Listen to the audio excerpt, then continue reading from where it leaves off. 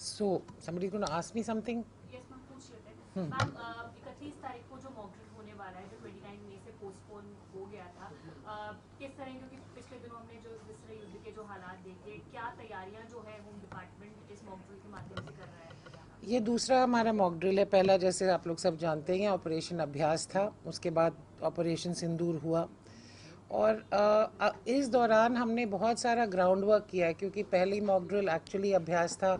Civil defence department भी हमारा बहुत दिनों से एक तरह से डोरमेंट था।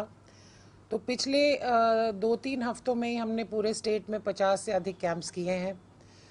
करीब 32,000 वॉल्टियर्स हमने जोड़े हैं सिविल डिफेंस के साथ और वो वॉल्टियर्स उसके साथ साथ एनसीसी, एनएसएस, हमारे नेहरू युवा केंद्र, इन सभी को मिला के ये मॉक ड्रिल की जाएगी। आइडिया बीइंग कि कई जो आपातकाल में कंटिजेंसीज होती हैं उनके लिए हम तैयार हों, उनके लिए हम प्लानिंग करें ऑपरेशन शील्ड के तहत।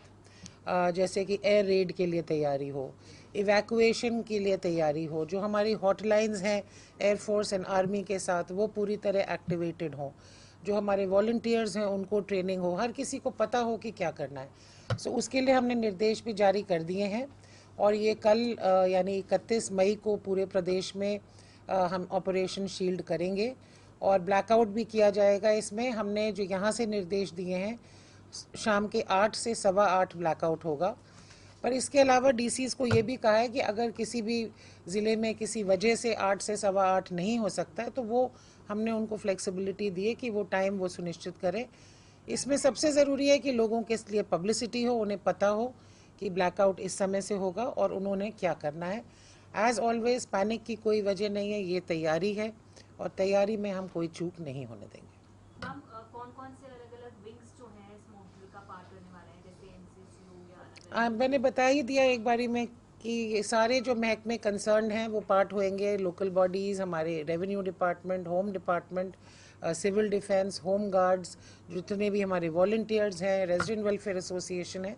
तो ये एक पूरा बहुत व्यापक एक्सरसाइज रहेगी।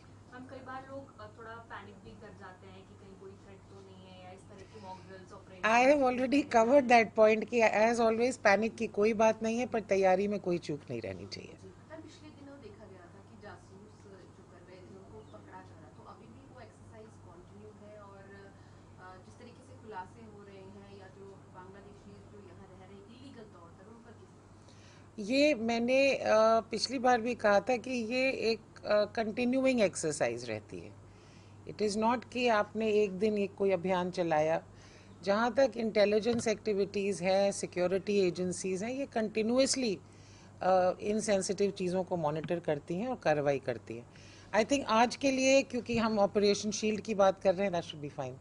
Thank you. ऑपरेशन शील्ड के तहत मतलब आगे भी इस तरह की एक्सरसाइज होती रहेंगी, रूटीन एक्सरसाइज मान के चलेंगे? भारत सरकार के निर्देशानुसार हो रही है मिनिस्ट्री ऑफ होम अफेयर्स के तहत, और जो भी भारत सरकार के इस मामले में निर्देश होंगे उनको हम पूरी तरह पालना करेंगे हरियाणा में। तो उसी तरीके से होगा मैडम, सायरन बजेगा और सारा। एंड एज आई सेड, हमने इस दौरान जो अपनी तैयारी थोड़ी पुख्ता करनी थी वो करी है, तो उसकी भी कल टेस्टिंग होगी। या ओके, थैंक यू।